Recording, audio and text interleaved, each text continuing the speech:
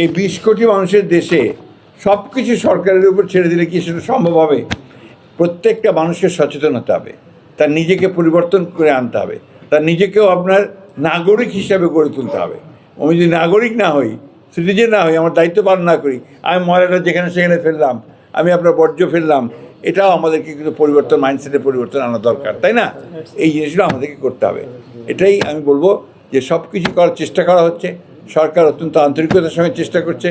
নারী ও শিশুদের ব্যাপারটা অনেক বেশি আন্তরিকতার সঙ্গে চেষ্টা করা হচ্ছে।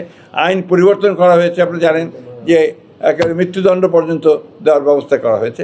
সেই কাজগুলো আমরা করছি। মাদককে বন্ধ করার জন্য আমরা স্থানীয়ভাবে ব্যবস্থা নিচ্ছি, সেই সঙ্গে আমাদের জাতীয়ভাবে ইতিমধ্যে আইন তৈরি হয়েছে, মৃত্যুদণ্ড পর্যন্ত দেওয়া হবে।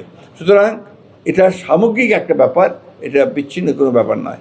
আমরা আসুন সবাই মিলে আমরা চেষ্টা করি যাতে আমাদের সমাজটাকে আমরা লিভেবল করতে পারি। আর তো একটা সুখবর দিই আপনাদের, এই ২৫০ শয্যা বিশিষ্ট হাসপাতালটা ৬০০ শয্যা বিশিষ্ট হাসপাতালে উন্নীত হবে। সরকার ইতিমধ্যে সেই সম্পর্কিত চিঠি দিয়ে দিয়েছেন।